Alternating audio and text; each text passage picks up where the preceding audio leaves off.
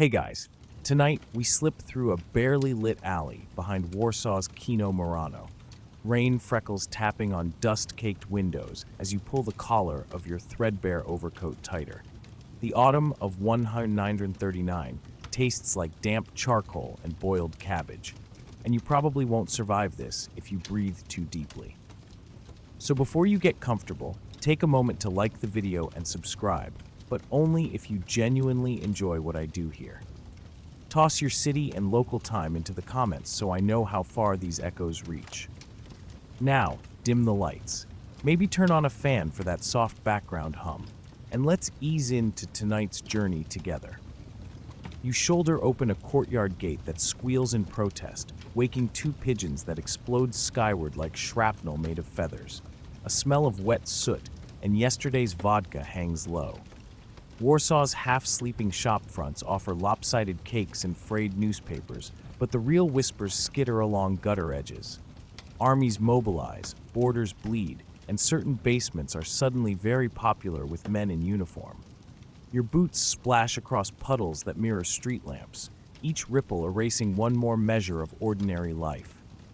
Inside a cramped flat above the cobblers, women huddle around a coal stove, steam groping the cracked ceiling. They talk of mobile houses of relaxation, a phrase that rolls off tongues like warm pastry, but tastes of iron chains. Mainstream fact time. In early September 1939, days after German troops stormed across the Vistula, occupation officials issued directives permitting military brothel under garrison control. Everyone inside this room knows what that really means, even if nobody wrecks the air with the word prostitution.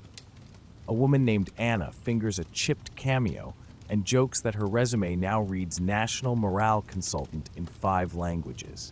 Light joke number 1, delivered with a sideways grin that barely hides trembling hands. You nibble stale rye bread while listening. A quirky tidbit surfaces.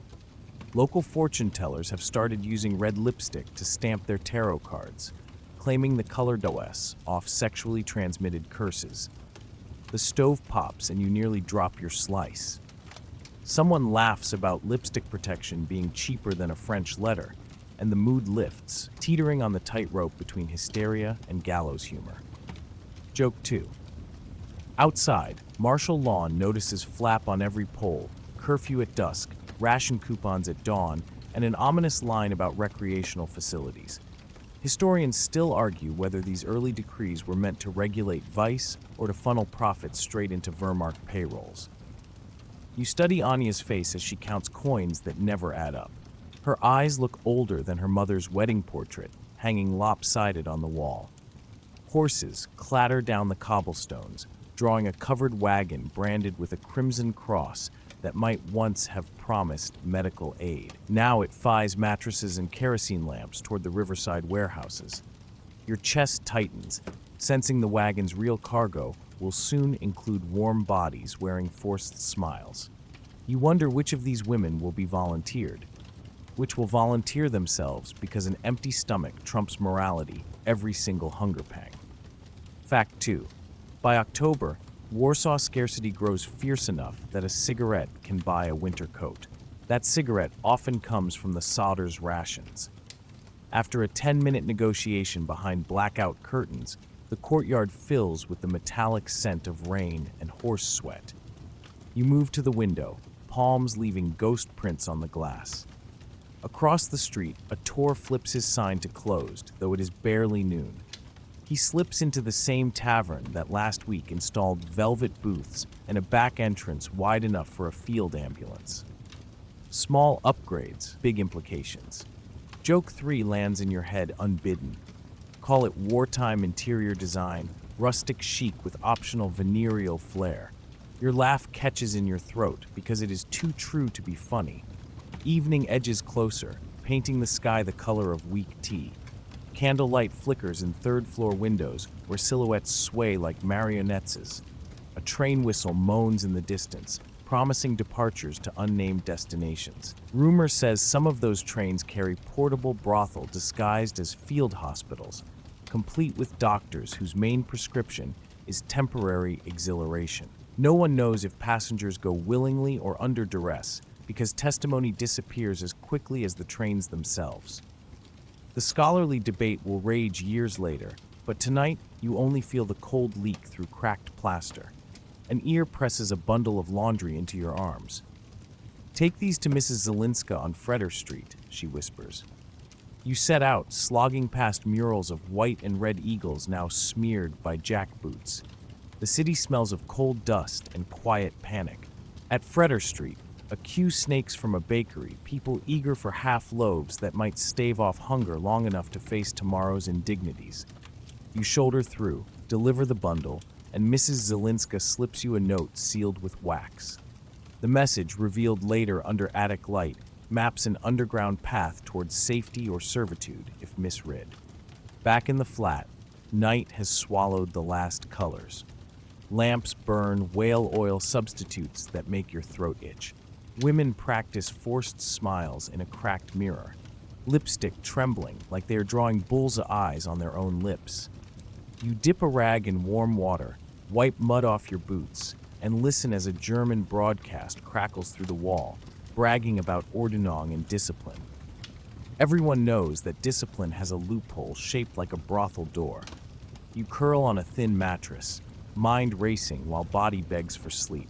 Wind rattles the panes, and somewhere a gramophone scratches out a waltz that used to fill ballrooms. Beneath the music, pounding footsteps echo down the stairwell, tattooing the rhythm of an invasion onto the bones of the building. You exhale slowly, counting heartbeats, wondering how you will navigate the days ahead when every path forks toward a different compromise of flesh or conscience. Rain returns, heavier now, drumming a lullaby against the roof. Your eyelids sag, but refuse to close completely. In the half-light, you imagine tomorrow's dawn, and the possibility that officials will come knocking, clipboard in hand, ready to draft bodies like yours into an industry that feeds on secrecy. Lightning flashes, and for a moment you glimpse your reflection in the window, tired eyes framed by resolve you did not know you possessed.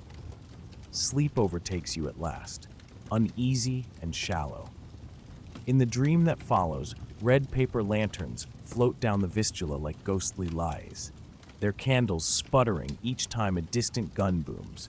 You walk among them, collecting dead wicks and whispering names of women still awake in real beds, real fears coiling around them. Somewhere in that dream, you promise to remember every face, even if official ledgers prefer blank lines. Morning will bring commandeered wagons, more rumors and choices that weigh the same as your own heartbeat. For now, though, you hover at the edge of consciousness, cradled by the rhythmic patters. The stove embers dim, the courtyard gate swings once more, and Warsaw waits with bated breath for an occupation that has already begun in spirit, if not in every headline. You slip through barbed wire strung between half-collapsed lampposts as dawn paints the eastern sky a bruised purple. Frost clings to ration card stubs fluttering on bulletin boards. Somewhere nearby, a trumpet blasts reveille, a stiff note that cracks like a whip through silent streets. Your breath puffs in quick bursts while you skirt a sign stamped licensed morality station. Authorized personnel only. Regulations roll off tongues in German and broken Polish. Every woman deemed of questionable reputation must register, carry an identity badge, and report weekly for sanitary inspections. By spring 1940, occupation authorities in Poland had formalized these systems across all occupied territories to control venereal disease and rally troop discipline. Officially, the measures are called morals police ordinances, but you reckon their true purpose smells more like profiteering than piety. You duck into a narrow alley to read a fresh poster listing penalties, 20 lashes, or 3 weeks in confinement for unlicensed work. Registered women get coupons for extra soup portions but lose any claim to privacy. Your fingertips brush chipped paint on the brick where someone has scrolled in charcoal polish words that translate as no badge, no shame. A wink of rebellious chalk that feels like a secret handshake. Inside the registration office, you wait behind a line of women clutching notebooks filled with scraps of poetry, cigarette butts, and prayer requests. Each of you shivers in identical peacoats hand-me-down from a military depot. The clerk stamps forms with mechanical precision, her expression as brittle as the rationed bread. You hand over your name, age, and home address information that once would have felt personal, but now reads like barbed wire coordinates. Fact time. In France and Belgium, similar decrees went into force by June 1940, reshaping thousands of women's lives under unformed oversight. A nurse steps forward to take your temperature, hovering a mercury thermometer under your tongue, as if probing for smuggled ivory.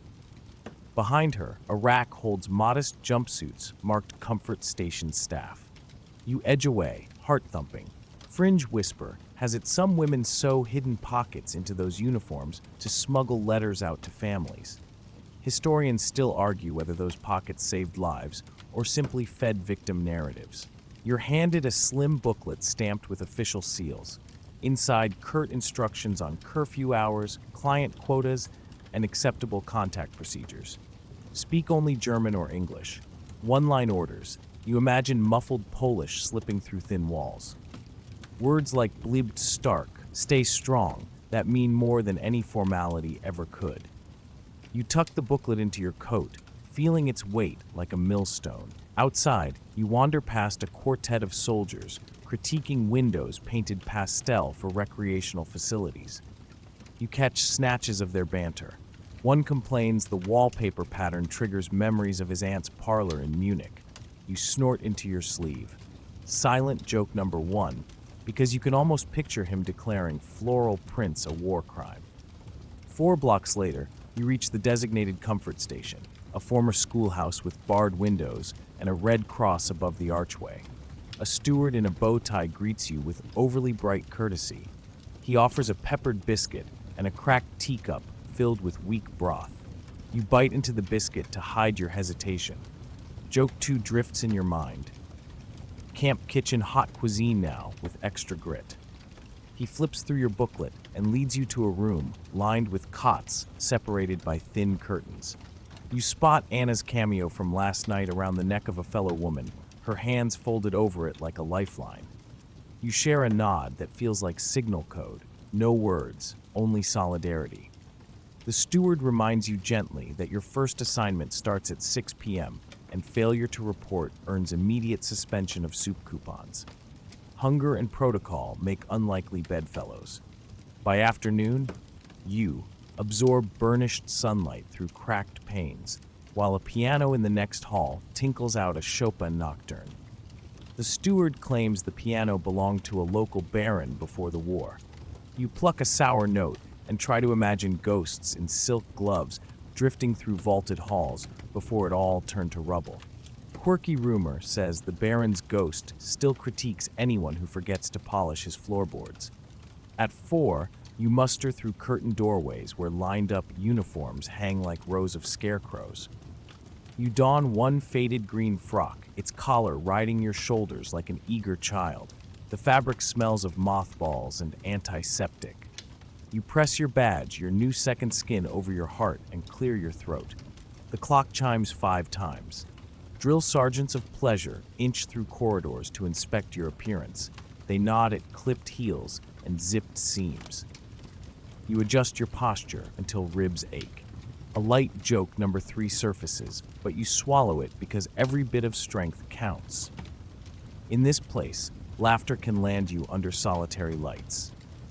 Back in the common room, you sip tepid broth while reading the code book. Maximum of 20 lines per night. Condoms distributed in sealed packets. No fraternization beyond coin exchange. Officially a measure against disease. Unofficially, it feels like inventory control of human bodies. Footsteps approach. A burly officer clicks his heels at attention. You stow the booklet just as he declares new orders. Random medical visits each hour, fines for lax compliance, and 0 tolerance for refusal. You blink at the fine print and think of your mother's garden. You remember roses bending under summer storms but standing still. You tighten your jaw, acknowledging that compromise may claw at your dignity, but survival claws louder. Fact check. By late 1940, one Red Cross reports note rising infection rates among troops despite these controls. prompting whispers that the system serves revenue streams more than health services. You rise and follow a line of women through winding hallways back to the courtyard, where lamplight struggles against encroaching fog. Lanterns hang from posts like glowing sentinels. You pause beneath one, fingertips grazing chipped paint, and trace a faded stencil, a floral wreath surrounding the words "Sicker Height" on shuts. Security and protection. Protection, you wonder. For whom? A wind passes, carrying distant artillery thumps. You brace the lantern and step forward. Your night begins soon, trading conversation for coin, companionship for coupons. Each transaction cements the boundaries between flesh and finance, freedom and facade. Yet somewhere in each controlled breath you find resolve, tiny sparks that no regulation can quell. You inhale the smoky air, tasting grit and resolve. Regulation may try to define your reflection in a booklet, but you hold still enough to rewrite every line with your own will. Shadows lengthen as the station doors cack open to receive the first patrol. You bend your neck to meet each silhouette, knowing you'll perform a dance scripted by laws you never consented to. Curfew bells will chime at midnight. Until then, you move through antiseptic halls, a ledger entry shaping history in hushed steps. Outside, Warsaw's skeleton of streets waits, the city's pulse thumping in sync with your own. In the hush before orders start, you fold your coat around you like armor and walk into the guard's lantern glow, stepping onto a path that balances survival on the razor's edge of morality. You step off the creaking wooden platform in a train station that smells of diesel and damp wool, your stomach twisting as you search for the promised waitress position. A slim man in an ill-fitting suit greets you with a grin that gleams under the flickering lanterns. He tucks a slim portfolio under his arm and offers you a cigarette from a crackling tin. You probably won't survive boredom in polite service, so you light the cigarette, inhale the acrid smoke, and nod as he launches into his pitch. He talks fast in a smooth voice, promising hot meals twice a day, steady wages in Reichsmarks, and a tidy room at the frontier outpost. He gestures toward a battered coach bus idling beside the platform. The windows blur with dust and rain. You catch the tail end of his brochure, esteemed hospitality roll, and serve officers and their guests. The words hang in the damp air like a trap waiting to snap shut. You cradle the tin cigarette box while he fills your ears with comfortable lies. Officially, recruiters for so-called hospitality services operated under civilian contracts in occupied regions by mid-1941 to meet troop demand for recreation. You tuck that fact behind your teeth. Mainstream histories record thousands tricked into signing papers in marketplace stalls and town halls. He hands you a contract, printed in tiny Gothic script. The ink smudges under your finger. You scan clauses about 3 months commitment, no leave without approval, and strict confidentiality. A curious stipulation reads that you consent to random health screenings and lodging assignments dictated by military discretion. You frown and slide on a pair of gloves, feeling the paper's weight like a secret dossier. Outside, the station clock ticks off minutes in heavy strokes. Soldiers in muddy boots trudge past, staring at your gloves as if they hold clues. You roll the contract into a tube and tuck it inside your coat. Fringe whispers claim some women sewed hidden messages into gloves and handkerchiefs to warn each other about transfers. You crack a wry grin. Joke number 1. The recruiter presses a silk scarf into your hands while reciting the itinerary. You twirl the scarf and feel its smooth weave slip through your fingers. He tells you that frontier barracks feature a cultural program, complete with folk dancing and live accordion nights. You imagine choreographed waltzes beneath tent flaps lit by kerosene lanterns. A light joke floats to your lips about Club Med meets camouflage. You bite your tongue before it escapes. You climb aboard the bus and find a seat next to a young woman clutching a suitcase plastered with travel stickers from Berlin and Munich. She smiles nervously and offers you a chocolate ration bar. You accept it gratefully, noting the wrapper's design of dancing soldiers. You snap off a square and taste sugar tinged with sawdust. Joke 2. The bus roars to life and rumbles out of town, crossing blasted fields and forests that whisper with far-off artillery. Every mile you feel the recruiter's friendly pat turn colder. He adjusts his tie and checks his pocket watch. At a checkpoint, you show your contract to a uniformed sentinel who stamps it without a glance. He tosses it back, and you feel its paper scar. The bus pulls into a muddy yard beside rows of canvas tents and wooden huts. Tents flap like wounded birds in the wind. You climb down, boots sinking into slush. The recruiter leads you past soldiers lounging on crates, their boots kicked off, laughing at a deck of cards. They eye you like you belong to their prize table. You swallow hard. In the center of the camp lies a building painted olive drab, a sign barely visible above the door reading Buffet Echelon D4. The recruiter pats the doorframe and announces your arrival with enforced cheer. A guard in a trench coat nods and steps aside. Inside the room smells of boiled cabbage and disinfectant. A line of metal chairs clanks against the floor. You follow the recruiter to a makeshift office where a lieutenant in polished boots inspects your papers. He eyes your gloves and scarf, his gaze lingering on the silk pattern. You force yourself to meet his stare. He stamps your contract again, sealing your fate. Official fact. By late 1941, the German High Command had established over 50 such comfort stations across occupied Europe and the Eastern Front. You swallow the last of your ration chocolate and feel the candy dissolve into anxiety. The lieutenant issues your identification badge, an oval disc on a black ribbon, then gestures toward a corridor lined with curtained loves. Your pulse thunders like distant bombs. You realize that waitress tasks include much more than serving coffee. In the corridor, a battered old radio crackles news in accented German. You catch a line about supply shortages and troop morale. Historians still argue whether the comfort stations aimed primarily to prevent illicit brothel or simply to channel profits into military coffers. You glance at your reflection in a scratched mirror and hardly recognize the face peering back. A matrony woman with steel-rimmed glasses hands you a uniform. It is a faded green dress with a raised waistline and a collar that chafes your neck. The fabric smells of detergent and damp linen. You step into it and button your throat closed. Fringe rumors claim some uniforms were recycled from hospital wards to conceal the depth of exploitation. You tug at a stray thread and consider testing that theory later. The recruiter taps his watch and guides you toward a small lounge where a lone accordionist plays a mournful folk tune. He nods to the accordionist and whispers in his ear. The music shifts to a jaunty waltz, filling the lounge with a hollow cheer.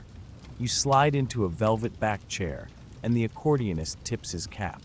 You shift the scarf around your neck, feeling each stitch like a reminder of the choice you made. He brings you a cup of tepid broth and a crust of bread. The recruiter smiles and says, "Welcome to your new assignment." You lift the bread, its texture dense and grainy. You take a bite and taste more grit than grain. Joke 3. An officer steps in, clipboard in hand, and calls your name. You follow him through curtained doorways that open into a vast tent lit by strings of bare bulbs. Rows of CS line the walls, each bed bearing a folded blanket and a pillow stained faintly yellow. You measure the distance between cots, counting 7 paces.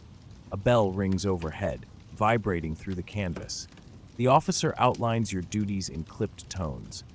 Shift begins at 6, ends at midnight. You will greet officers and enlisted men separately. Meals are provided at fixed times. Medical checks occur upon arrival and departure. No leave without clearance. You nod, feeling each regulation pin prick your resolve. Outside the tent, you glimpse the recruiter slipping away with his portfolio. You think of the contract tucked in your coat and wonder what happens if you refuse another assignment. In theory, you could appeal, but appeals vanish into Wehrmacht bureaucracy as easily as footprints in snow. You exit the tent into a chill breeze that carries the scent of pine and distant gunfire. The frontier outpost feels like the edge of the world, a place where rules bend like light through broken glass. You tuck your badge under the scarf and inhale the cold air. A lone lantern swings from a nearby tree, its glow dancing across frozen ground. You pull your coat tight and step toward the barracks door. Your shadow stretches long and thin across the earth. In that moment, you understand that deception has many faces. Some wear friendly smiles and carry silk scarves. Others stand behind desks in olive drab. All of them shape the path you walk now. You lift your hand and knock on the barracks door, heart pounding in your throat. The door swings open before you finish the knock. Inside, the warm light spills out onto the frozen ground. You inhale that warmth and step over the threshold, leaving the chill and the lies behind, even as they follow close at your heels. You step into the dark belly of a freight train car that smells of coal dust and sweat as you join a crowd huddled on rough wooden benches. Night outside is a velvet curtain pierced by faint stars and distant shell bursts. Every breath feels borrowed against the next as you press closer to a nurse in a stained white apron. Her eyes flicker with worry while she hums an off-key lullaby under her breath. You grip her shoulder for balance when the car lurches forward, metal teeth grinding on rails like a hungry beast awakening. The carriage sways in long arcs that tug at your stomach. You share the bench with a dancer who clutches a tattered violin case. She tells you she once performed in a Parisian music hall before the war shuttered her stage. Her fingers drum a nervous rhythm on the case, while she murmurs about lost waltzes. The soldier in the corner sketches her profile in charcoal, his hands stained with graphite and guilt. You catch a flicker of recognition in his eyes when you meet his gaze. Joke one bubbles in your mind, but it withers before you can let it bloom. In the darkness, you sense shapes moving between the benches. A wiry man with a crooked mustache passes among passengers, slipping folded papers into coats and boots. He whispers urgent directions to cages of spies and couriers alike. Fringe rumor has it he is part of a secret network that smuggles intelligence from occupied zones back to London. You swallow hard while he offers you a slip of paper too quickly to read. You tuck it into your coat pocket without a glance. The train grinds on through forests that blur like watercolor strokes. You feel each tree pass as a soft thump against the car's side. Occasionally, lantern light spills through cracks, revealing faces lined with fatigue, faith, or fear. Behind you, a maid from a Normandy manor knits socks for soldiers' feet that will march toward frost and chaos. She pauses to offer you a stitch for luck. You tie the yarn to your wrist, its loop, a silent vow to survive. Above you, the metal roof rattles with each jolt. You press a hand to your chest, feeling your heartbeat sync with the rails. The nurse leans over to share a crust of bread and a cup of tepid tea. You taste dryness and rue as you swallow. Fact time. You recall a military report from 1942, noting that troop transport trains often carried civilian workers and soldiers in the same cars to economize resources and maintain secrecy. Somewhere ahead, an explosion thunders like a clap of thunder tearing the sky. Shards of glass rain from a broken window pane, sprinkling the floor with sharp confetti. You flinch as the car shudders, then catch the nurse's hand in yours. She squeezes gently and offers a shaky smile that feels like a lifeline. You nod back, grateful for a human touch amid the industrial chaos. You shift to steady your legs when the carriage tilts sharply. A dancer stifles a laugh as she rights herself, her violin case thumping against the bench. You quip that at least the music will have a live audience, but the joke hangs in the cramped space, half heard and fading. Joke 2 drifts on the air like a loose thread begging to be tugged. A faint glow appears at the end of the car, where a single bulb flickers above a metal door. You stand and squeeze past a line of boots and skirts, your coat brushing against bodies pressed in every corner. A spy steps aside, nods, and whispers to keep quiet. Behind his eyes, you glimpse secrets that could shatter empires. You want to ask his name, but words scramble in your throat. At the door, you see soldiers offloading supplies in the dim light of a makeshift platform. crates stamped with crosses hold medical gear and ration tins. Nearby wooden boxes mark out ammunition. A group of officers in leather jackets consults a map pinned to a wooden crate, their breath visible in the cold air. You peer through the gap and feel the hush of the front closing in. You slip back inside as the door clanks shut. The carriage rocks again, faster this time. You press your hands to the bench and let the momentum guide you toward a small window slit. Through it, you glimpse the faint glow of distant flares dancing across a field. You imagine trenches snaking through mud, soldiers huddled against the cold, waiting for sunrise or death, whichever comes first. The charcoal sketch soldier beside you catches your elbow and murmurs about designs he plans to smuggle home when this ends. He says he'll open a small studio and draw gentle portraits of children who never knew war was a word. You tuck the vision of that peaceful future into your mind like a seed. Historians still argue whether these artist-turned-soldier accounts were widespread acts of resistance or isolated footnotes lost in official records. You settle back among the passengers as the train roars on into the night's embrace. The nurse offers a whispered prayer for safe arrival.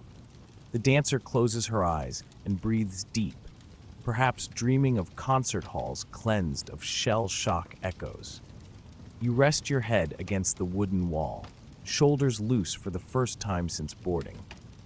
Above the lull of wheels, you catch snatches of song drifting from the violin case. The dancer has coaxed a soft melody into being. It weaves through the crowd, knitting together nerves and hopes in fragile harmony. You close your eyes and let the notes cradle you. In that song, you hear a promise that even steel rails and war machines cannot crush. Far ahead, the train's whistle blows a signal that sets hearts hammering. The carriage slows and a deep voice calls out orders in clipped tones. Lanterns bob at the windows as soldiers prepare for arrival. You straighten, smoothing your coat as if ironing out each wrinkle could press away fear. The door swings open onto a frozen platform where torches blaze against the cold air. Men in greatcoats march past in pairs, their breaths clouds that vanish instantly. You step off the train with the nurse and dancer at your side. Your boots crack on ice as you stride toward wooden huts lined up like troopers awaiting inspection. You inhale the sharp scent of pine and metal. A soldier hands out blankets and points you toward a heated tent. You share a quick look with the nurse before following a path lit by lanterns swaying in the wind. The dancer's violin case bumps your leg and you smile despite the frost biting at your cheeks. Inside the tent, heat shocks your senses. You shake off snow and look around at rows of bunks, each a promise of rest, if only for a few hours. The nurse rubs her hands together and offers you a spot on a cot near the tent wall. You drop your coat and sit, feeling gravity ease its grip on your limbs. As the tent fills with whispers and muffled yawns, you realize you have crossed from rumor into reality, the frontier at last. Here your courage and your will be tested under a sky that knows no mercy. Yet in that heated tent, you also feel a fragile kinship with strangers whose paths have converged on these rails of fate. Outside, a lone bugle echoes across the camp. You tuck your chin into your scarf and close your eyes. Tomorrow will demand every ounce of strength you have. For now, you lie back on the thin mattress and let the drone of voices and the steady hum of a distant engine rock you toward a restless sleep. You step through a low archway into a canvas pavilion lit by rows of bare bulbs strung from tore ropes. The air smells of disinfectant and boiled cabbage, and your boots sink into a thin layer of sawdust scattered across the wooden floor. A uniformed orderly greets you with clipped courtesy and hands you a plain cotton smock to slip over your clothes. You feel the fabric scratch against your skin as you tie it at the back. Rows of cots line each side of the pavilion, their blankets folded with military precision. A table stands at the far end, piled with wrapped condoms and metal trays of medical instruments. Two doctors wearing steel-rimmed spectacles hover over a patient on an examination table. Their gloved hands move with methodical efficiency, checking notes and marking charts. Fact time. Military doctors in 1942 conducted routine health inspections in frontline brothel to curb the spread of venereal disease among troops. You wait your turn in a queue of women who look as weary as you feel. A nurse waves you forward and guides you to the examination table. You lie back as the doctor swabs your arm for blood samples, then probes for signs of infection with quick practiced movements. The light from an overhead lamp glints off his metal instruments. You focus on a chipped poster showing a cartoon soldier flexing his bicep above the slogan, "Stay clean, stay strong." After the exam, you shuffle to the ration counter, where another orderly hands out a sealed packet containing 3 condoms. He cracks a joke about treating rubber like ammunition, quipping that you should aim carefully. A nervous laugh escapes you, joke 1, and you tuck the packet into a pocket of your smock. A quirky whisper circulates that women sometimes trade extra condoms for chocolate from sympathetic soldiers. You wander into an adjacent room, divided by thin curtains. Inside, small wooden tables and mismatched chairs circle a battered phonograph, playing accordion music. A kettle simmers on a camp stove, filling the air with the scent of peppermint tea. You pour yourself a cup and let the warmth seep into your hands. A woman next to you cleans her fingernails with a chipped nail file and murmurs about starting a beauty trade school after the war ends. Historians still argue whether such makeshift social clubs provided real comfort or masked deeper desperation. A bell rings twice, signaling your assignment. You smooth your smock, take a deep breath, and follow a soldier down a narrow corridor lit by flickering lanterns.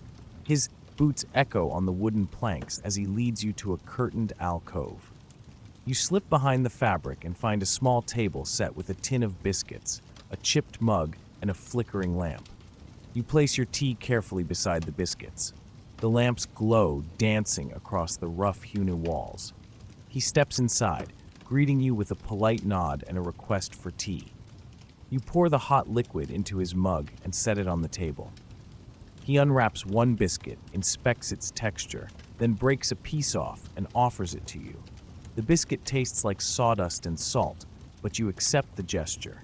Joke 2 crosses your mind about avant-garde wartime cuisine, but you swallow it before it escapes.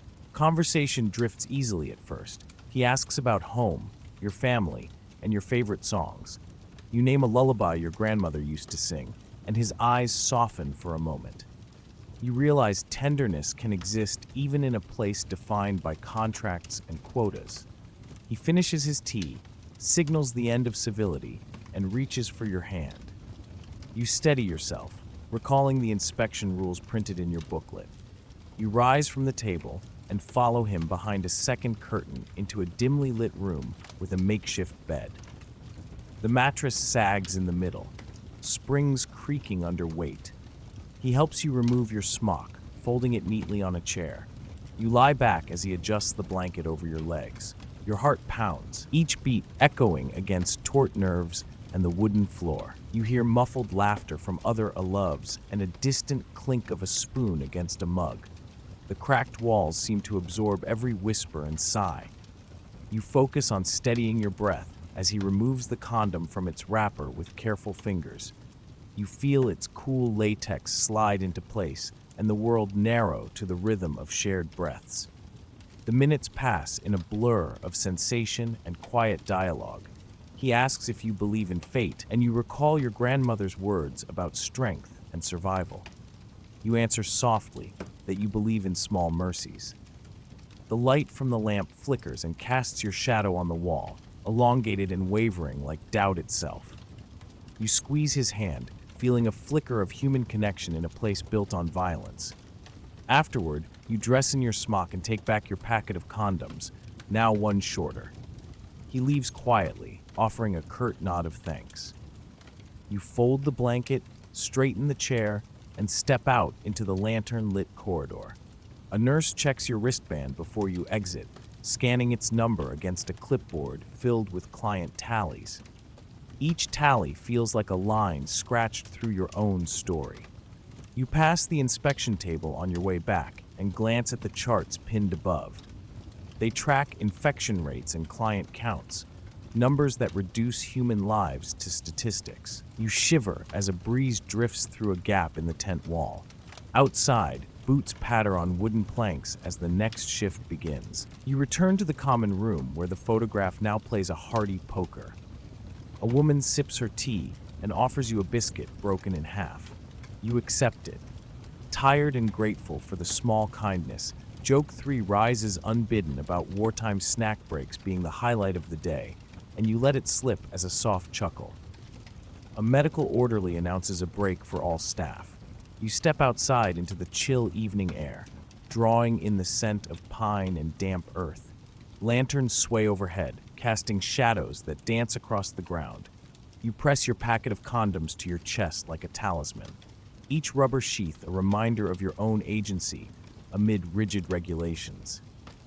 You find a quiet corner and lean against the tent's canvas wall. You stare at the milky ribbon of stars overhead and wonder how many other women lie beneath similar skies. You imagine them clutching the same small comforts: a hot cup of tea, a broken biscuit, a borrowed smile. Beneath the glow of a single lantern, you trace the path of a falling star, offering a silent wish for endurance. The break ends and you straighten your smock, wiping sawdust from its hem.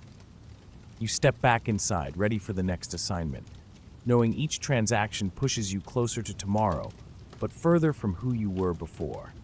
You inhale the scent of disinfectant and steel, resolve tightening in your chest like the pull of a bow ring.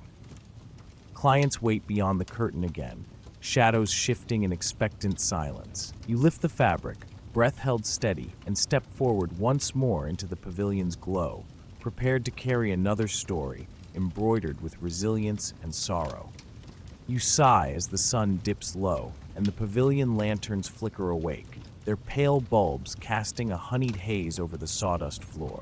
A steward taps his boot impatiently and slides a metal clipboard across a small folding table. Your name sits at the top, followed by the number 20 circled in red ink. Tonight, the quota is 20 clients. No exceptions.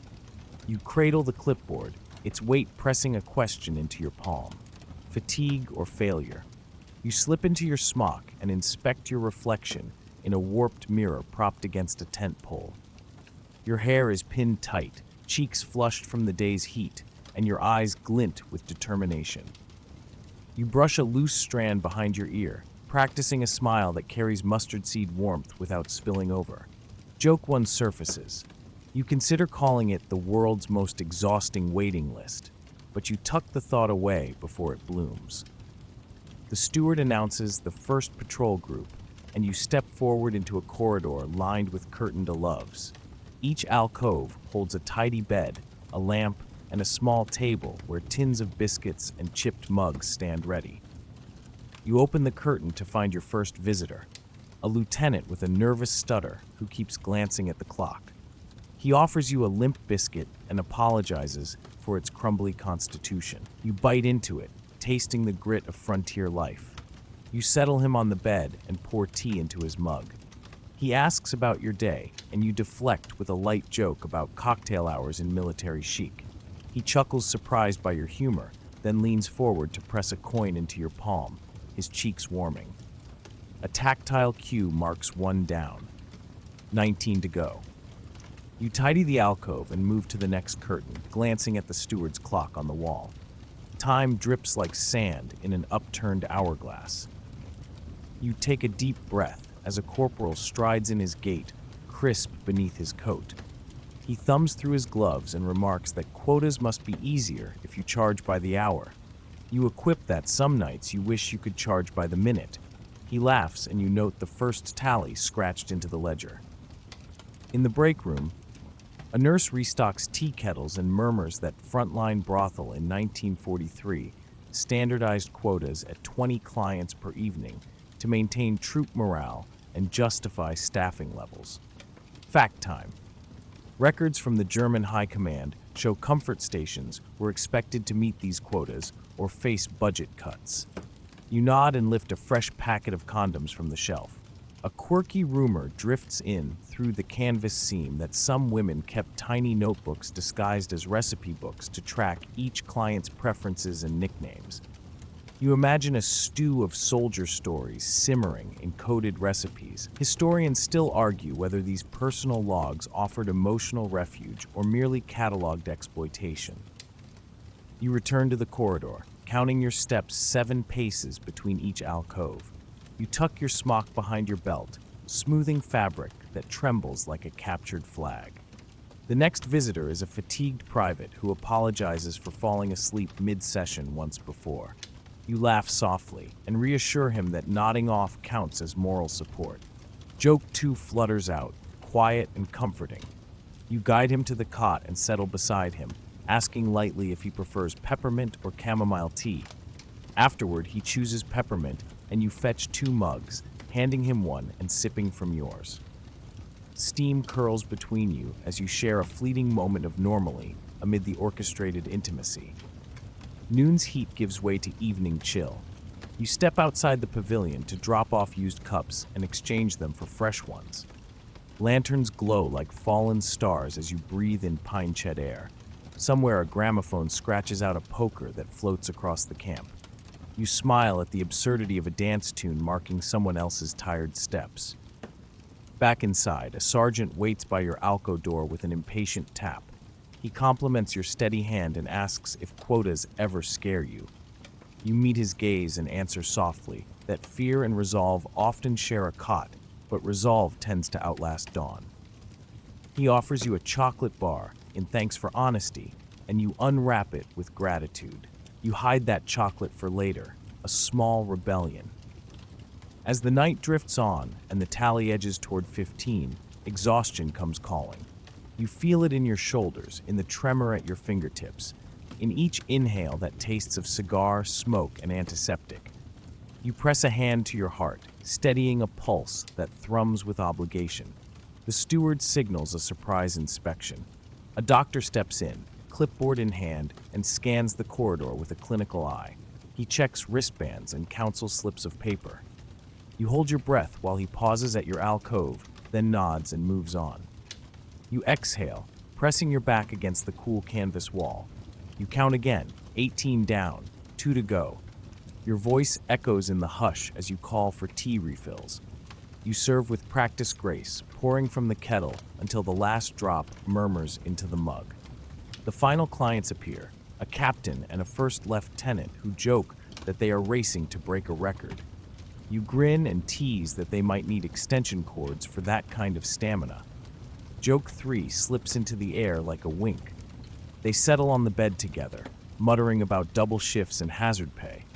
You tuck them in blankets and step away, flipping the steward's clipboard closed. You return to the ledger and watch him inscribe the final tally. 20 quote. The steward offers you a curtain nod and a paper slip for a break. 15 minutes in the privacy tent. You slide behind the flap and sink onto a wooden crate. Your knees ache and your mind hums with the night's rhythm. You unwrap the hidden chocolate bar and hold it between your palms, its warmth seeping in. Outside the tent, a flute plays a soft lullaby, notes drifting through canvas like smoke rings. You close your eyes and taste the chocolate. Each crumb dissolves into memory, a breadcrumb trail leading back to who you were before quotas. You imagine the nurse, the dancer, the spy on the train. You stitch their faces into a mental quilt for comfort. 15 minutes ends with a tug at the flap. You rise chest lighter now and retie your smock. You press the paper slip into your pocket and step into the corridor. Lantern light flares on your face, revealing eyes that hold storm clouds and sunflower seeds of hope. You slip through each alcove, greeting soldiers with a nod. Some glance at you with gratitude, others with hollow relief. You guide them gently, reciting rules you know by heart, routines etched into muscle memory. At midnight, the steward swings the pavilion doors open and announces lights out. A hush falls as blankets rustle and snores lift off like birds in flight. You gather your smoke and gloves, folding them neatly on a small stool. You pocket the clipboard under your arm and step into the cool night. You walk back toward the common tent, boots crunching on frosted ground. Lanterns line the path, their glow soft and forgiving. You breathe deeply, tasting pine and possibility. Behind you, the pavilion door groans shut, sealing away quotas and confidences until tomorrow. You pause beneath a lantern and tilt your head, letting its light warm your face. You close your eyes and listen to the night's lullaby, distant artillery, the hum of engines, a lone flute's tender refrain. In that chorus, you find a fragile harmony between service and self. You resume your steps, knowing tomorrow will demand the same tally of bodies and breaths. Yet tonight, you carry a small victory. 20 names met, 20 small mercies offered, and one steward's nod that you survived the quote's edge. You emerge from the lantern-lit path into a clearing where wooden benches ring a fire pit crackling with pine needles. The camp's common tent stands open, its flaps tied back to reveal rows of tables and folding chairs. Soldiers lounge in pairs, passing parcels wrapped in newsprint. You step inside and feel a warmth beyond the fire, an exchange of small treasures that speak louder than orders. A private waves you over, his grin crooked under a smudge of coal dust. He unfolds a piece of waxed paper to reveal a slab of chocolate scored into neat squares. He offers you half, his eyes bright with generosity. You break off a piece and let it melt on your tongue, the sweetness defying the drab canvas walls around you. He jokes that this tastes better than any emergency ration. You laugh softly, joke one because it's true. Across the table, a corporal unwraps a bar of scented soap, cracked with initials carved by a bored soldier back home. He explains that some men pack luxury items in care packages to trade for company more tender than a combat briefing. You sniff the soap's lavender scent and feel a flicker of calm curl through your chest. You settle onto a bench beside a sergeant who flips through a battered magazine filled with glossy pinups and Hollywood gossip. She passes it to you, pointing out stories of Clark Gable's latest war bond tour and Rita Worth signing autographs for enlisted men. You skim an article about film crews embedding with combat units for authenticity. History reports that in 1944, Hollywood studios coordinated with military censors to produce morale-boosting newsreels shown at frontline rest centers. Fact time. You trace a gossip column claiming that a certain starlet once smuggled letters to soldiers in her suitcase seams. Fringe whisper has it some actresses sent silk stockings as secret tokens of affection. You tuck that image into your mind. A swirl of celluloid glamour in muddy boots. Scholars still argue whether these celebrity gestures truly lifted spirits or served mostly as propaganda. A flicker of movement catches your eye. A GI sets down a tin of sardines and pulls out a small hand-stitched pillow embroidered with a cartoon bulldog in an aviator's helmet. He tells you the pillow was a gift from a seamstress in Manchester who spent evenings stitching pockets into each corner to hold letters from loved ones. You hold the pillow and feel its rough fabric, each stitch a silent heartbeat connecting Battlefront to Homeront. At a nearby table, you spot a crate of fresh oranges guarded like gold bars. A supply sergeant rations them 3 per man, promising the vitamin C will ward off scurvy and lift faltering morale. You reach for one and bite into its citrus tang, juice dribbling down your chin. Joke 2 surfaces you consider offering a wedge to the nearest field medication, but you tuck it away. The fire crackles hotter as night deepens. You watch orange peels curl into white ash. A young lieutenant passes around a stack of handwritten letters bound with string. He explains that a local teacher risked her safety delivering them under curfew. You take a letter pressed between 2 sheets, smudged ink spilling into folded creases, and wonder about the hands that wrote it. Historians still argue whether these clandestine mail routes ever reached more than a fraction of troops. But here, in your hand, each word feels real. You lean back and let the fire's glow warm your face. A GI produces a harmonica and begins to play a wistful tune that drifts across the clearing. You close your eyes and let the melody wrap around you. The soap's lavender scent mingles with pine smoke, and you imagine yourselves attending a dance in some distant town square where laughter battles fear. When the harmonica falls silent, you notice a small tin of homemade fudge offered by a corporal in the next row. He says his sister whipped it up using condensed milk from a ration truck. You accept a cube and feel its sticky richness melt against your teeth. You joke that this is the only dessert in Europe worth risking a ration ticket for. Joke 3. But no one calls staff duty on humor tonight.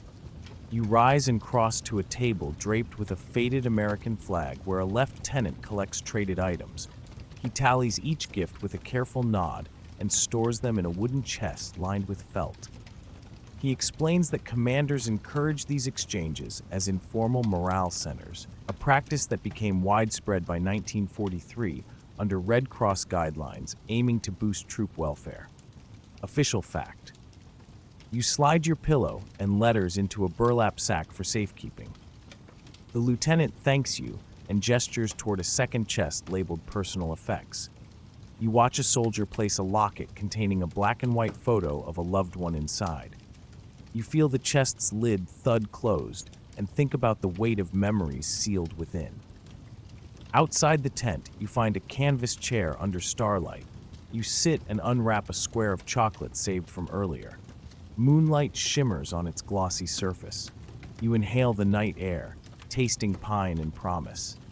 You trace the knife edge of the camp's routine exhaustion tempered by these tiny rituals. A low voice breaks the hush. A medic approaches, offering you a bar of mint soap cope carved into a rose. She says it came from a Parisian tour who slipped it through a checkpoint. You take the soap and press its petals between your fingers. You imagine petals unfurling in a hidden pocket and thriving despite the frost, a quirky echo of life persisting under austerity. You tuck the soap and chocolate into your coat and rise, shoulders squared beneath the canvas sky. You look back at the fire's embers, now gray and cooling, and feel a quiet satisfaction in this night's exchanges. Soldiers drift back to their posts with pillows and soaps slung over rifles, a silent parade of comforts escorting them through darkness. Walking toward the medical tent, you pass rows of folding chairs left empty. Each one held a moment of solace, a chocolate square, a letter, a whiff of lavender that bridged the gap between orders and humanity. You pause at the tent's entrance and press your palm against its canvas wall. Beyond this fabric barrier lie the scent of antiseptics and the hum of stretched bandages, a world of wounds made visible. You step inside and let the door flap fall behind you, carrying with you the embers of tonight's small mercies. In the soft glow of a single lamp, you set down your pillow and letters on a cot reserved for special comforts. You unpack the gifts, arranging them like a shrine to hope and reprieve.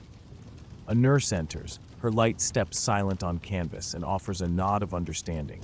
You settle onto a stool and pull the embroidered pillow into your lap.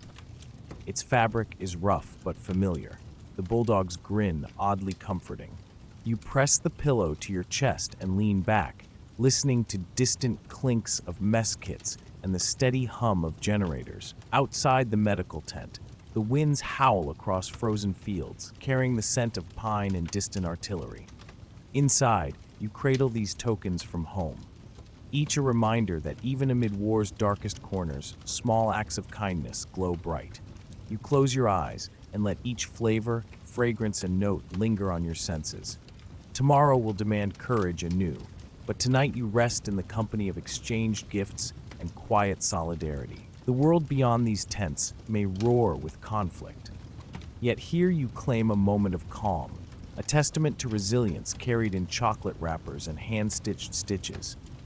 You step through a heavy canvas flap into a glowering brick building marked with a single barred window. The air inside tastes metallic, as if iron filings swirl in every breath. Fluorescent bulbs hum overhead, their glare cutting through haze like scalpels. You follow a clipboard-wielding orderly down a corridor lined with steel doors, each stamped with numbers that echo like dismissive footfalls.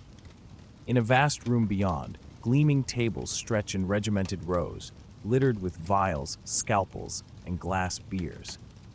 A stern-faced doctor in a crisp white coat adjusts his spectacles and motions you forward. He carries a syringe the size of a small dagger, its needle glinting under the light. You probably won't survive a wrong move, so you swallow your nerves and step closer. Fact time. During World War II, Nazi physicians in camps such as Ravensbrück conducted medical experiments on venereal diseases, injecting unwitting prisoners to study infection progression and test treatments. You sit on a cold metal stool as another nurse swabs your arm with iodine. Your skin tingles where the disinfectant seeps in. The doctor snaps open a vial labeled syphilis strain A and loads the syringe. You glance at the orderly's blank face and realize no one here trades in empathy. Fringe whispers say some doctors tasted the pus from infected wounds to judge disease stages by flavor, a practice that lingers in rumor like a ghost story told in hushed corridors. He approaches with precise steps. You can almost hear your heartbeat ricochet off tiled walls. He narrows his eyes and says, "Relax, we are advancing science." Those words swirl around you, unwanted as a rainstorm in summer. You press your palms against your thighs, wishing you could heat them with a match.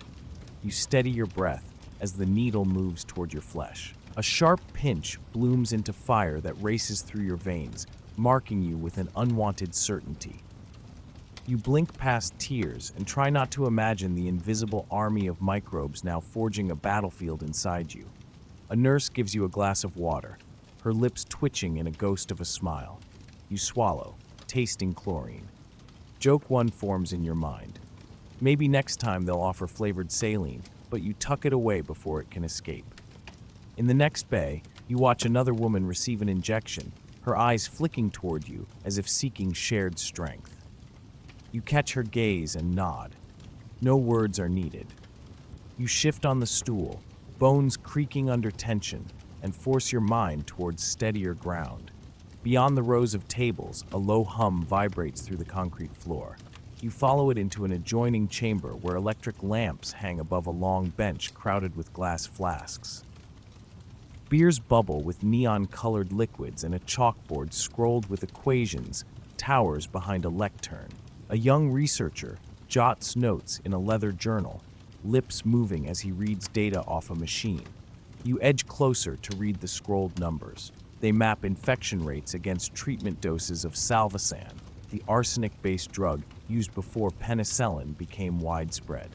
A mainstream record notes that by 1943, German camps struggled with penicillin shortages and reverted to earlier remedies despite high toxicity. Historians still argue whether those toxic treatments prolonged lives or hastened fatalities under the guise of experimentation. A vial shatters at your feet, spraying shards across the tile. You step back, heels clicking, and nearly trip over a tray of medical charts. A lab assistant scurries forward, sweeping glass under a dustpan as if the fragments could vanish with a single gesture. You offer a nervy laugh joke, too, about broken glass being the camp's finest confetti. No one joins you. A guard shoves you down a narrow hallway toward an observation room. Inside, two doctors peer through a thick glass pane at a woman strapped to a gurney. Electrodes dot her limbs, wires feeding into a control box. The lead doctor adjusts a dial and a faint electric crackle fills the air. You hold your breath while the woman's body twitches, eyes clamped shut against pain. You taste bile rising and you turn away. In a dim corner, you spot a small wooden box filled with correspondence. It contains letters from families pleading for information about missing daughters. The doctors treat the box like trash, tossing letters into a fire pit, spewing orange sparks. You catch a glimpse of smudged ink and vow that every word lost here will find a voice elsewhere someday. A door cacks and a nurse ushers you back to the primary ward.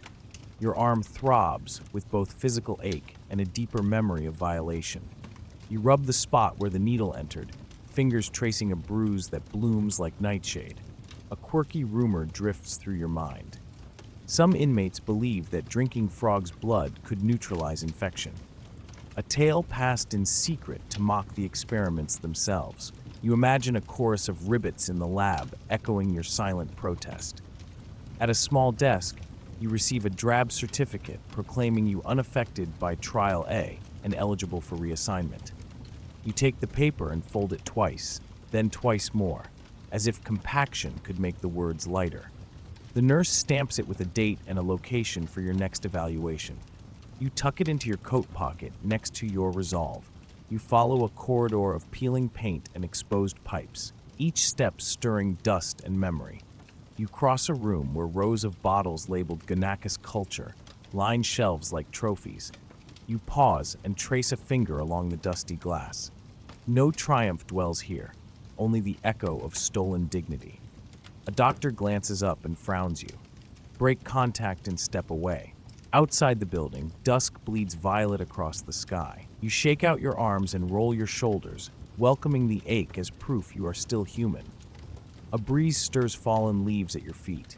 You pick one up, its edges crisp and dry, and tuck it between the pages of your journal.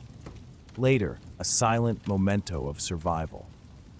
In the distance, a whistle calls workers back to barracks. You join the line of women heading for evening roll call.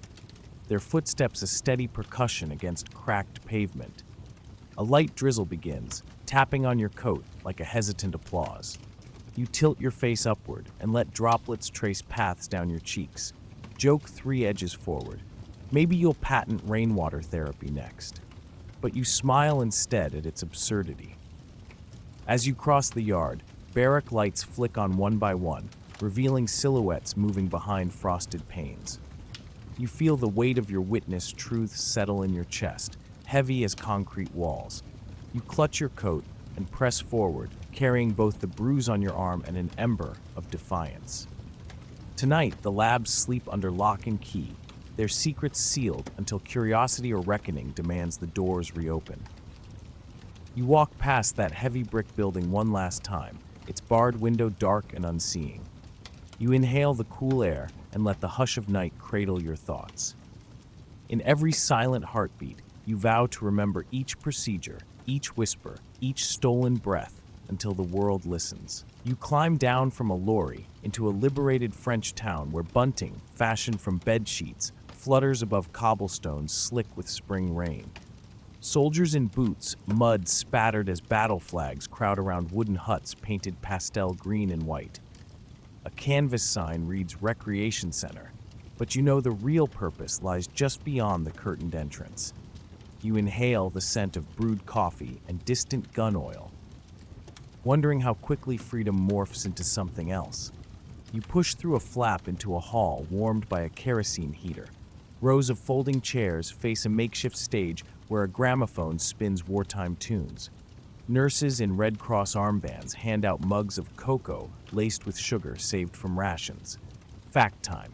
By mid-1944, Allied forces had established hundreds of Red Cross and YMCA huts across liberated Europe to provide both recreation and regulated comfort services for troops under strict supervision.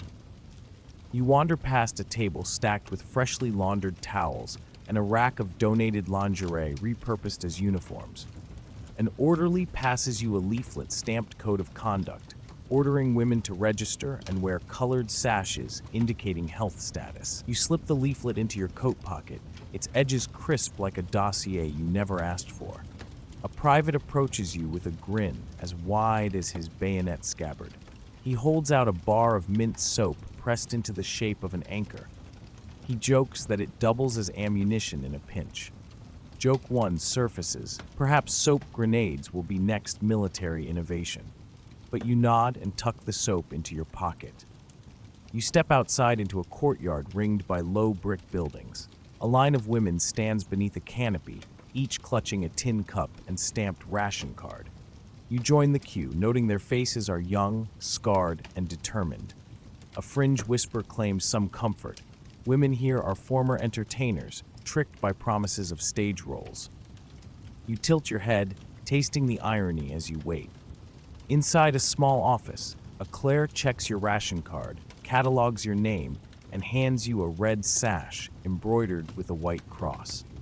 You slip it over your shoulder and feel its weight like an unwanted medal. Historians still argue whether these registration systems protected women from violence or simply formalized another form of exploitation under the guise of health measures. You follow a nurse along a corridor of curtained loves, each lit by a single bare bulb dangling from a nail.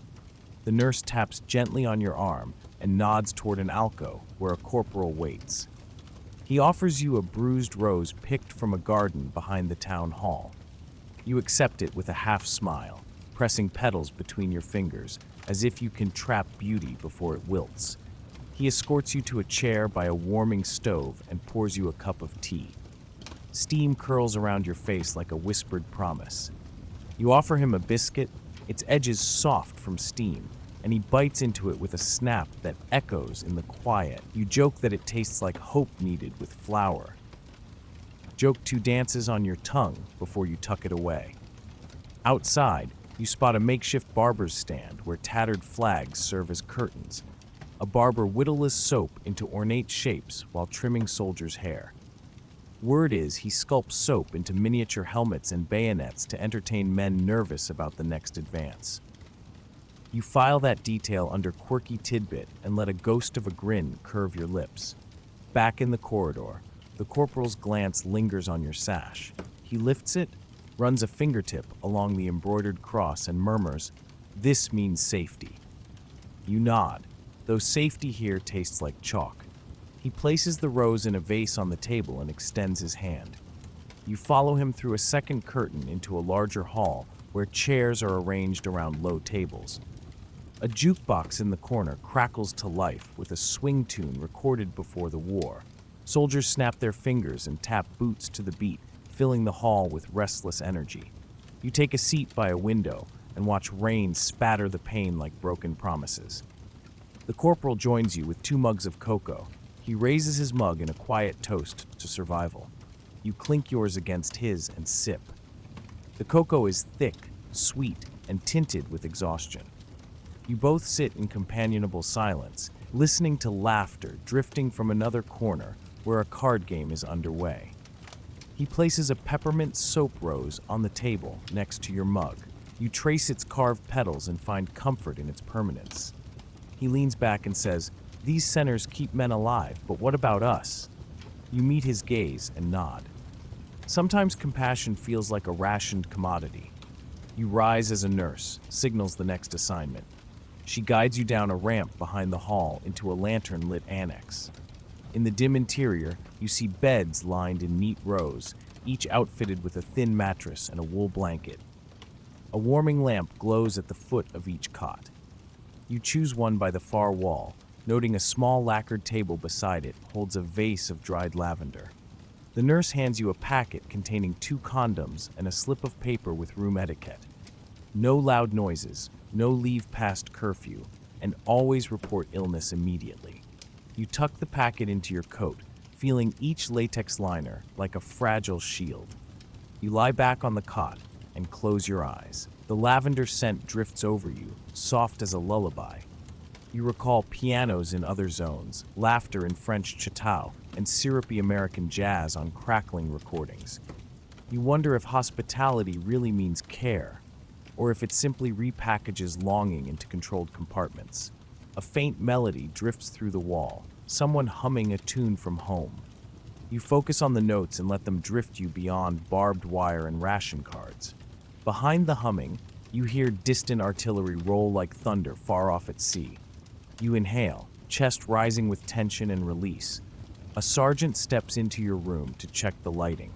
His clipboard bears a list of names, each crossed off as inspections proceed. He smiles politely and says, "Your sash looks crisp." You nod and ask if he ever doubts this work.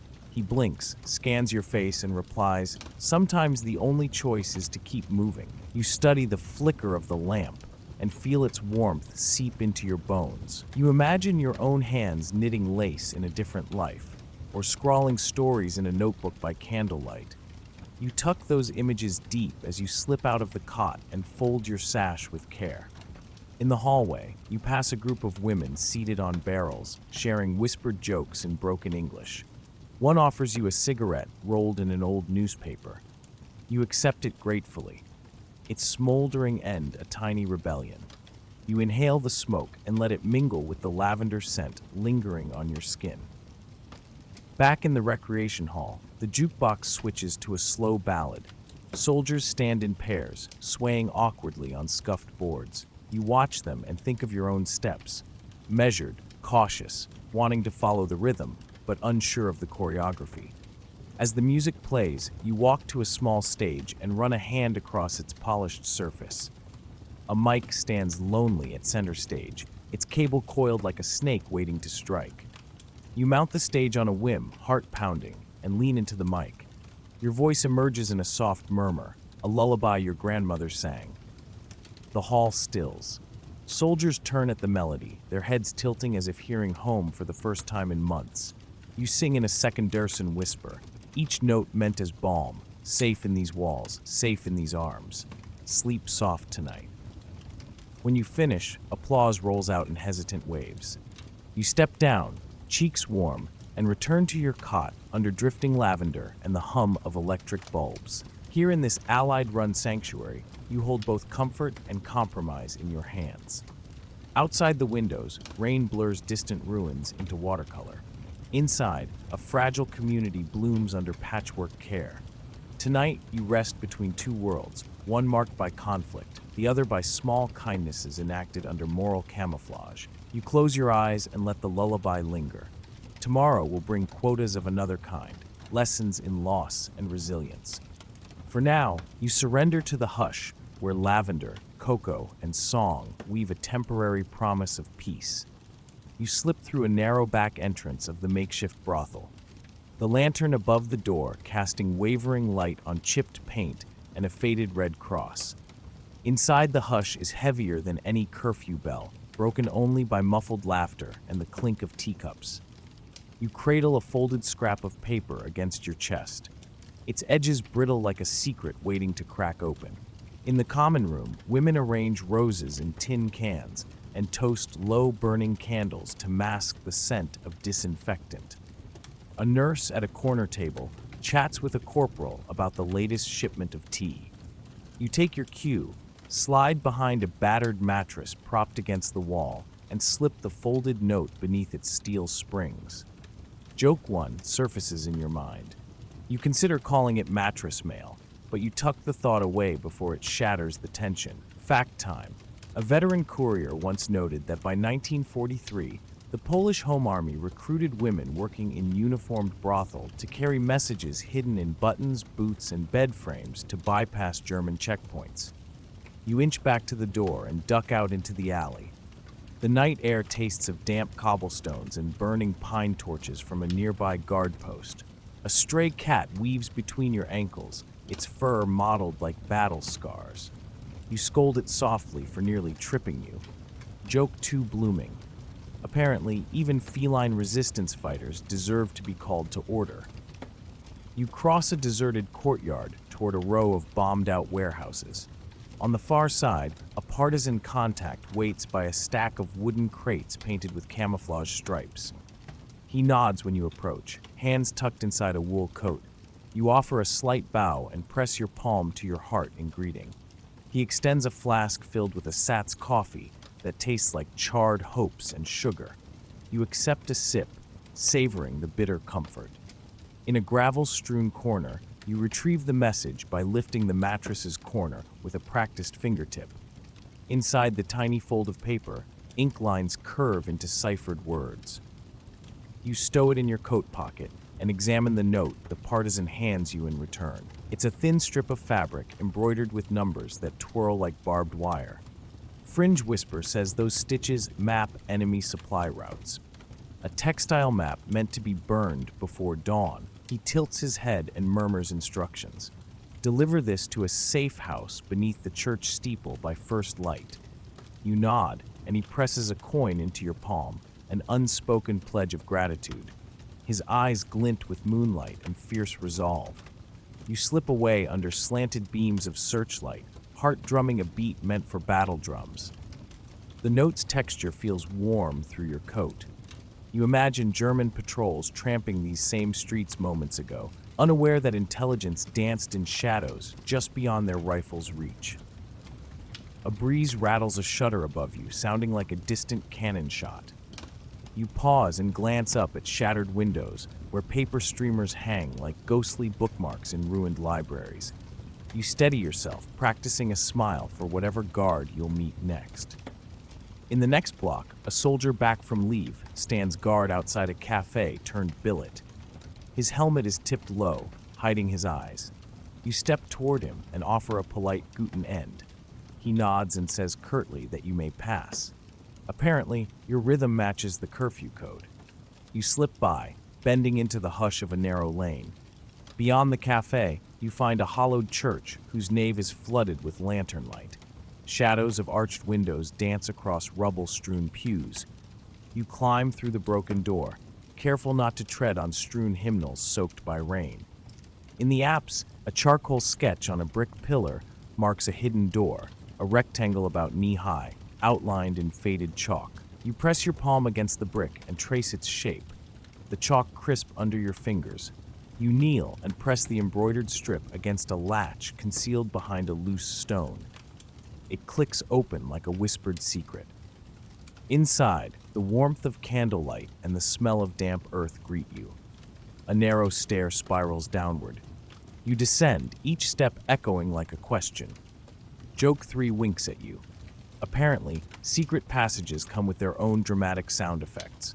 At the bottom, you emerge into a vaulted cellar lined with cloaked figures bent over maps and radios. A wireless operator in oil-stained overalls hands you 2 slender envelopes. He flicks a switch and the radio crackles to life with Morse code. A distant conversation between London and Warsaw. He says those codes guide supply drops behind enemy lines. You whisper thanks and slip the envelopes inside your coat. Marveling at their slender weight, a woman in threadbare trousers and a muddy shawl leans forward to inspect your coat collars. Safe? She asks in a low voice. You touch the edge of your scarf, its faint floral pattern, a hidden password. She nods and steps aside, revealing a table piled with brooches. Each brooch hides a microfilm capsule containing lists of collaborators. Fringe rumor insists some women sold fake brews to flush out double agents. You smooth your coat and glide past the table into a narrow corridor lined with clay pots. Each pot holds a rolled candle used to transmit signals by moonlight to Allied aircraft. You pick up a candle and feel its waxy cylinder slip warm between your fingers. A partisan engineer explains that candles work as semaphore, flashes, spell names of drop zones.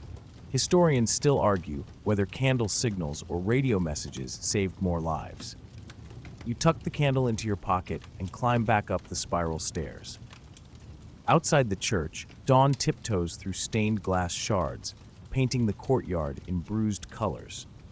You breathe deeply and wipe dew from your coat sleeve. The lorry that brought you here waits around the corner. You hurry toward it, past shattered stalls and a lone accordionist who plays a hesitant tune. You toss him a coin and he nods, his lips curling around a grin.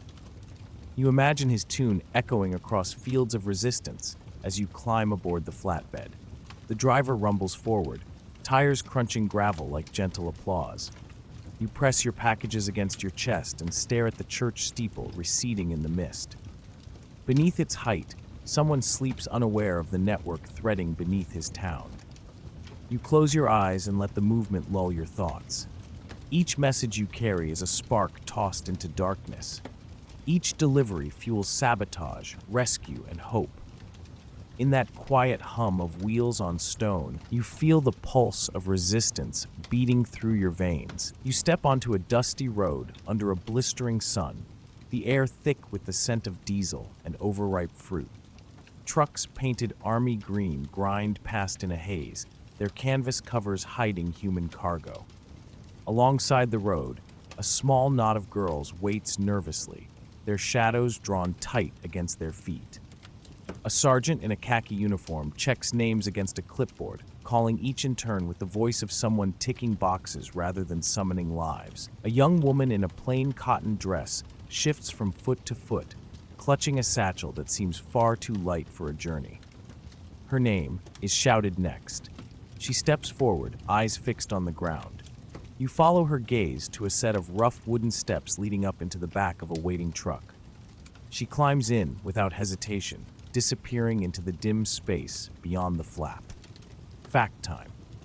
Beginning in the late 1932nd, Japanese imperial forces organized a widespread system of comfort stations across occupied Asia, forcibly recruiting tens of thousands of women from Korea, China, the Philippines, and beyond. Many were told they would work in restaurants or factories, only to find themselves imprisoned in garrison brothel. The sergeant gestures for you to board the truck. Inside, the air is hot and close, smelling of dried sweat and straw mats. Wooden benches line each side, already filled with silent passengers most barely out of their teens. You sit near the back beside a girl holding a paper fan decorated with painted cranes. She opens it with a snap and begins fanning herself slowly. The gesture oddly regale in the cramped quarters. One of the older women offers you a canteen. The water tastes faintly of tin and salt. She says she came from a fishing village and had been promised work in a textile mill. Instead, she ended up in a barracks where soldiers queued at her door from sunrise until midnight. Her words fall like stones into the silence. The truck lurches forward. Outside, the countryside slides by in flashes, rice paddies gleaming in the sun, children waving from a dirt path, laundry snapping on bamboo poles. A low murmur begins among the women as they compare stories of recruitment, a friend who arranged travel, a government official promising steady pay, an aunt who insisted it would be safer in the city. You note the common thread. Each trusted someone they knew. At a checkpoint, armed guards in field caps wave the convoy through. One pauses to hand a soldier on the tailgate a folded note. The soldier tucks it into his shirt pocket without reading it. You catch a glimpse of the handwriting, tiny and neat, a message folded so small it could be hidden under a fingernail. Fringe Whisper says, sympathetic civilians sometimes smuggle warnings or escape routes inside cigarette packs or letters disguised as receipts. The road narrows into a winding track through thick jungle. Bamboo thickets scrape the truck's sides, and the smell of damp earth drifts in. The girl with the paper fan hums a folk song, soft enough to blend with the rumble of the engine. The melody coils around you like a rope of shared memory.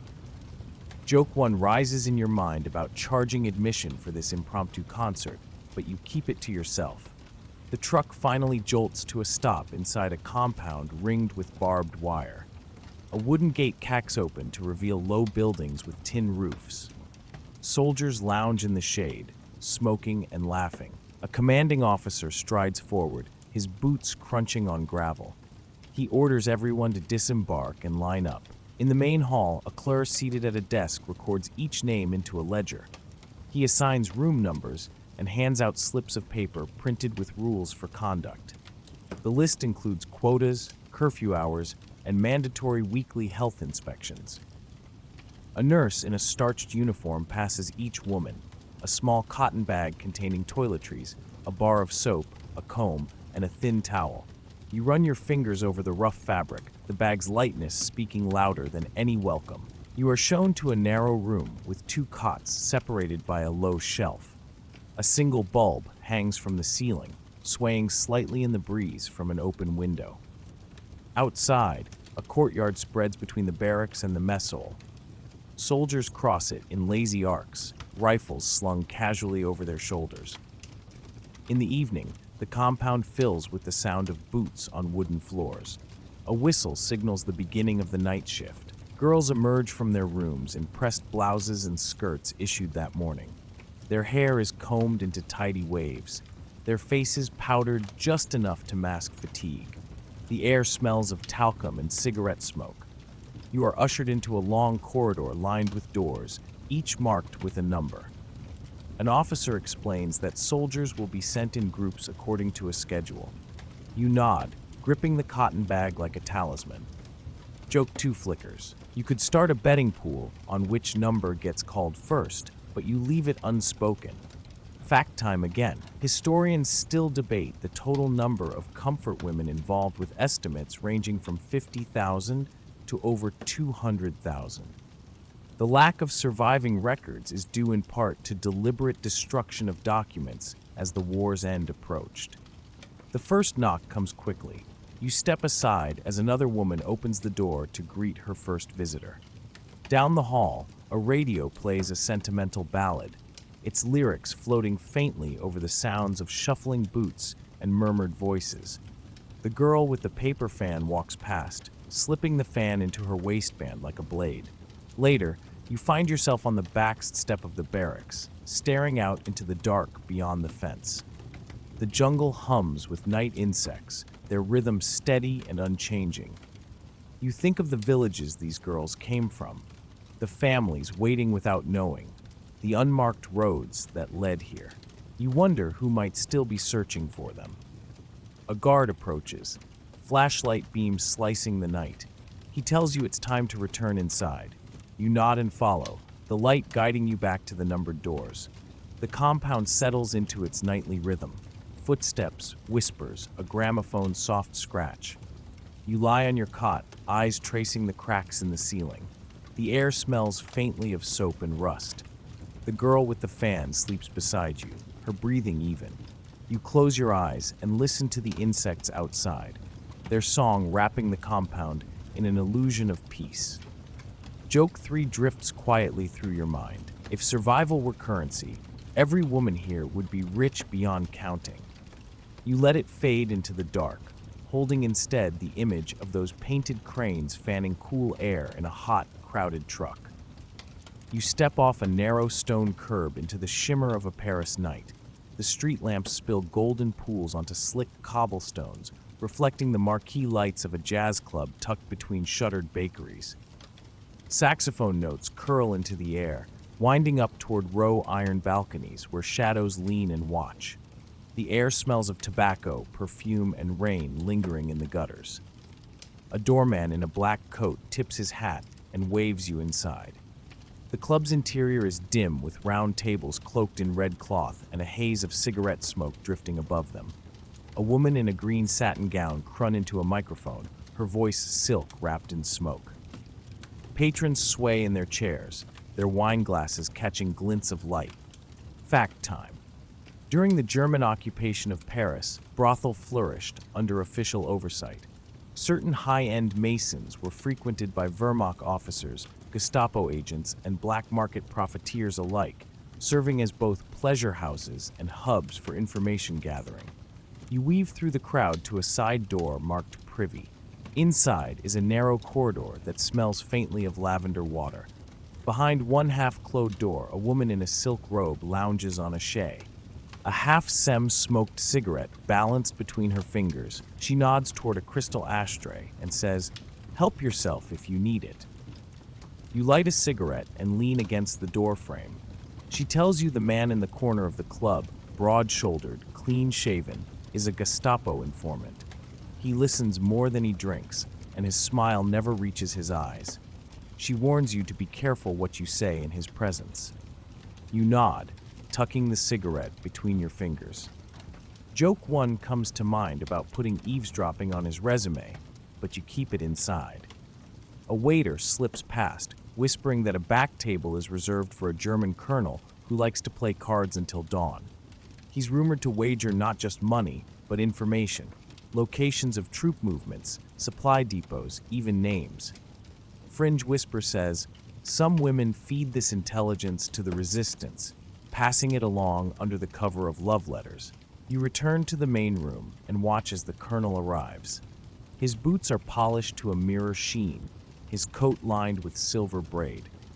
He greets the doorman with a curt nod and makes his way to the table. You notice 2 men follow him inside, one tall with a limp, the other with a scar running from his ear to his collar. They sit close, eyes scanning the room. You take a seat at the bar and order a Kia. The bartender pours slowly, watching the colonel over the rim of the glass. Without looking at you, he murmurs that Gestapo agents have been making surprise visits to Paris brothel in search of resistance couriers and hidden radio transmitters. Historians still argue how effective these sweeps were, given the underground skill at camouflage. The band shifts into an upbeat swing number. Dancers spill onto the small floor, skirts twirling, shoes tapping in time. You sip your drink and let the music carry you for a moment. Joke 2 floats up. You think about telling the bartender that swing music might be the best espionage cover ever invented, but you simply smile. In the corner, a man in a gray suit flips open a cigarette case and offers you one. As you take it, he slides a folded napkin under your hand. You glance down to see a series of numbers scrolled in pencil. You tuck it into your sleeve, keeping your face neutral. The singer's voice dips low for the final verse, and the room falls into a hush. She closes her eyes, holding the last note until it dissolves into the smoke-filled air. Applause swells, polite yet fervent. The colonel claps once, then leans toward his companions, speaking in clipped German. You slip away to the powder room, locking the door behind you. You unfold the napkin. Coordinates. A small star marks a location north of the city. You commit it to memory, then tear the napkin into tiny pieces, flushing them away. The mirror over the basin shows your face framed in soft lamplight. You smooth your hair and apply fresh lipstick. When you return to the main room, the colonel's table is covered with playing cards and neat stacks of francs. The man with the scar watches the door. The woman in the green gown has left the stage, replaced by a trumpet player whose notes blaze hot and bright. A waiter passes you a folded scrap of sheet music. Inside is a line of lyrics written in French. Sous l'un l'oiseau s'envole. Under the moon, the bird flies away. You know this is a signal. You finish your drink, thank the bartender, and step outside. The street is quieter now, the rain holding off just long enough to let the music trail into the night. You walk toward the Seine, your heels clicking against the cobblestones. At the river's edge, a man in a wool cap waits by the shadows of a bridge. You hand him a single matchbox, the agreed signal that you've passed along tonight's message. He nods once and melts into the darkness. You turn back toward the club, its glow spilling into the street like a beacon. Behind its walls, the night's games will continue until dawn. Joke 3 hovers in your thoughts. Paris may run on wine and music, but its real currency is secrets. You let the idea linger as you step away from the river, your path lit by pools of lamplight and the faint echo of a trumpet's final note. You wake to a damp chill that clings to your bones. The medic on duty pulls back a canvas flap, letting in the thin gray light of morning. Outside, puddles glisten in the ruts left by ambulance wheels. The air carries the tang of coal smoke and something sharper, a faint medicinal bite that settles at the back of your throat. Inside the infirmary tent, folding cots line each wall, their thin mattresses sagging under feverish bodies. A nurse in a starched cap moves briskly between them, balancing a tray of enamel mugs filled with cloudy liquid. She sets one down beside you, explaining that it is quinine water, bitter but useful. You sip and feel its harsh edge coat your tongue. Fact time. By 1942, both Axis and Allied forces were fighting an invisible war against venereal disease. In many field zones, penicillin was scarce or non-existent, and soldiers relied on older treatments like sulfur drugs, quinine, and mercury ointments, each with their own dangers. The nurse checks your pulse, her brow furrowing. She notes something in a ledger and signals for the doctor, who arrives with a battered leather satchel. He asks questions in clipped tones about dizziness, skin sores, and muscle aches. His eyes are tired but searching. You answer carefully, knowing every symptom can alter your assignment or your freedom. At a nearby cot, a young woman clutches her stomach, sweat pooling at her temples. Her breathing comes in sharp gasps. A medic kneels beside her, murmuring reassurance as he wraps a blood pressure cuff around her arm. She squeezes her eyes shut, whispering a prayer under her breath. The doctor turns back to you and uncaps a tin of gray paste. Its sharp metallic smell makes you flinch. He spreads it across a strip of linen and instructs you to apply it to your skin twice daily. Fringe Whisper says, "This ointment contains mercury, a treatment older than the century, and just as risky as the infection it's meant to cure." Across the tent, a soldier sits on the edge of his cot, and not scratching at his wrists. His uniform shirt hangs loose, sleeves rolled up to reveal pale welts. A medic hands him a small paper packet and tells him to dissolve its powder into tea. He grimaces, muttering that it tastes like rusted nails. Joke one flickers through your mind. Maybe they should list that on the ingredients, but you swallow it down. The nurse returns with a small wooden box containing condoms, antiseptic wipes, and a folded instruction sheet.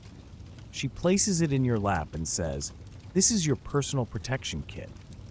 Her voice is brisk, but her eyes soften briefly. You thank her, fingering the paper sheet worn thin from too many hands. You overhear two orderlies whispering near the supply shelves. They speak of an outbreak sweeping a nearby regiment, forcing the closure of several hospitality quarters. One mentions that military command will not list these closures in official reports. Historians still argue how many such cases were concealed to protect troop morale. A bell rings outside, signaling the morning check-in. You pull on your coat and step into the drizzle. The camp yard smells of damp wool and diesel. A line of women shuffles toward a small shed where medical officers record daily health status. You join them, the mud sucking at your boots. Inside the shed, a sergeant with a clipboard marks your name and notes under treatment. He slides a slip of paper across the desk with your restricted duty order. The print is faded, but the meaning is clear. No assignments until further notice.